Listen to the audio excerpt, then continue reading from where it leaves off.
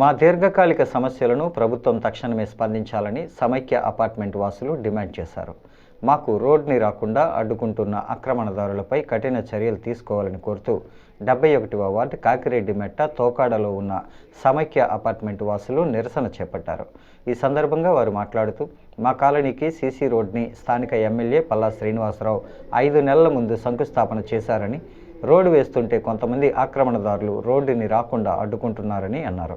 మా సమైక్య అపార్ట్మెంట్లో సుమారు 500 మంది కుటుంబాలు నివాసం ఉంటున్నామని, మేము ప్రభుత్వానికి హౌస్ ట్యాక్స్, వాటర్ ట్యాక్స్ ఇలా అన్ని రకాల పన్నులు కడుతున్నామని, కానీ మాకు మౌలిక సదుపాయాలు కల్పించలేకపోతున్నారని అన్నారు. ఓనర్ని అయితే దీంట్లో వన్ ఆఫ్ ది ఓనరు 10 సంవత్సరాల నుండి మేము ఇక్కడ నివాసం ఉంటున్నాం, 900 కుటుంబాలు.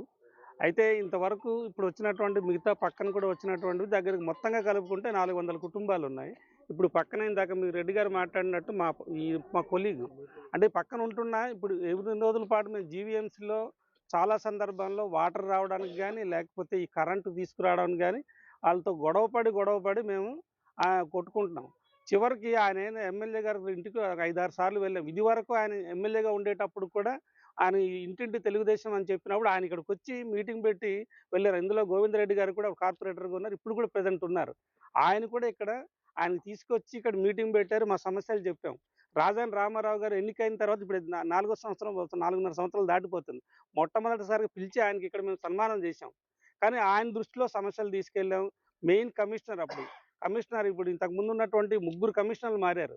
వాళ్ళకు కూడా చెప్పాం. చెప్పిన తర్వాత మా పరిస్థితి ఏంటంటే చివరికి ఏదైతేనేమి ఈ పల్లా శ్రీనివాసరావు గారు ఒకరోజు వాళ్ళ పిఏ చేత మాట్లాడిపించారు. ఇదిగో ఇప్పుడు మీకు లోడ్ శాంక్షన్ చేస్తున్నామని చెప్పారు. చాలా సంతోషించాం. కానీ ఇక్కడ తీసుకొచ్చి ఆయన ఇనాగ్రేషన్ చేశారు. ఆ రోజు అందరూ సండే పూట వచ్చారు. చేసిన తర్వాత బాగానే ఉందనుకున్నాం. ఒక కార్యక్రమం చేసుకుంటూ వెళ్తున్నారు అనేటప్పటికి ఇక్కడ వచ్చి మధ్యలో ఇది ఏదైతే యూజీడీ తాలూకా పెద్ద ఈ అండర్ గ్రౌండ్ డ్రైనేజ్ వేయడానికి కూడా తీసుకొచ్చి పైపులు పెట్టారు, ఆ పక్కన పడేసి ఉన్నారు. అది తీసుకొచ్చినప్పుడు కూడా వీళ్ళు అడ్డుకున్నారు. అప్పుడు మరి అయితే మేము ఇంత డబ్బులు కడుతుంటే ఒక పక్క గవర్నమెంట్ వచ్చి మా దగ్గర నుండి ఈ డబ్బులు తీసుకుంటుంది పన్నుల రూపంలో.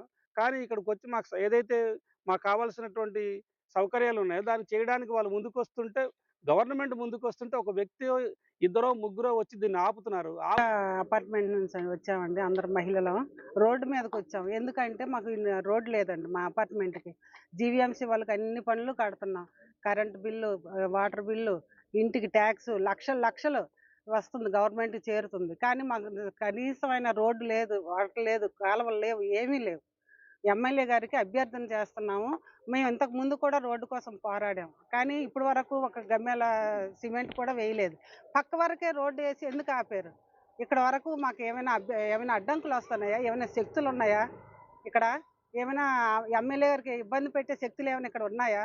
మేము అన్ని రకాలుగా పేపర్తో సహా ఇక్కడ అపార్ట్మెంట్ పైసా రూపాయి కూడబెట్టి ఇక్కడ ఇల్లు కట్టుకున్నాం. సమైక్య అపార్ట్మెంట్ అని అందరు మహిళలు సమైక్యంగా పోరాడి ఈరోజు వంట ఏవి లేకుండా రోడ్డు మీద నిలబడ్డాం.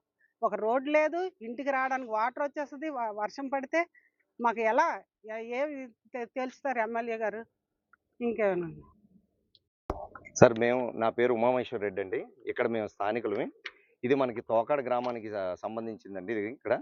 సో ఇక్కడ మాకు ఏదైతే పబ్లిక్ రోడ్ శాంక్షన్ అయిందో ఎమ్మెల్యే గారు శాంక్షన్ చేశారు. మనకి ఇక్కడ 600 మీటర్లు సుమారుగా మనకి రోడ్డు శాంక్షన్ చేశారు. సో శాంక్షన్ చేస్తే ఇక్కడ ఉన్న స్థానిక ఆక్రమణదారులు ఎవరైతే ఉన్నారో ఈ రోడ్డు కాకుండా మనకి అడ్డుకుంటున్నారు. అంటే రోడ్డు రాకుండా మొత్తం చేయకుండా అడ్డుకుంటున్నారు. అసలు అంతా ప్రపంచం అంతా ఒక అభివృద్ధి దిశ వైపు మనకి వెళ్తుంటే ఇక్కడ ఈ ఏరియాలో ఈ చెందిన ఊర్లో అసలు ఎటువైపు వెళ్తున్నామో కూడా తెలియట్లేదండి. ఈవెన్ యూజీసీ వాళ్ళని కూడా రానివ్వలేదు, యూజీసీ వాళ్ళని చేయనివ్వలేదు. Even underground electrical department వాళ్ళని వర్క్ చేయనివ్వట్లేదు. ఈవెన్ మనకి ఇప్పుడు రోడ్డు కూడా కావాలంటే రోడ్డు కూడా చేయనివ్వకుండా అక్కడతో ఆపించేశారు. సో ఆక్రమణదారుల పరిస్థితి అలా ఉందండి. ఆక్రమణదారులు అంటే కేవలం అంటే వాళ్ళకి ఎక్కడ ఇల్లులు లేకుండా ఆక్రమించుకునే పరిస్థితి కాకుండా ఒక్కొక్క ఆక్రమణదారుకి 40 సెంట్లు ఉన్నాయి. సో ఈ ఆక్రమణదారులు వీళ్ళు ఇప్పుడు ఈవెన్ పబ్లిక్ రోడ్ని కూడా వదలకుండా, పబ్లిక్ రోడ్డు కాకుండా ఇంతమంది ఒక 500 కుటుంబాలు ఇక్కడ నివసిస్తున్నాయి. ఈ 500 కుటుంబాలకు కూడా ఎక్కడ కూడా రోడ్డు రానివ్వకుండా చాలా ఇబ్బందులు పెడుతున్నారు. ఇక్కడ వర్షాకాలం వస్తే మోకాళ్ళ లోతు నీరు ఆగిపోయి నిండిపోతుందండి.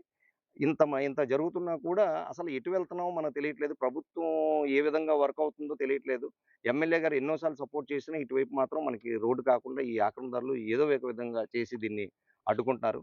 సో, దయతో దీనిపైన చర్యలు తీసుకొని రోడ్డు కానిస్తారని మేము ప్రార్థిస్తున్నామండి.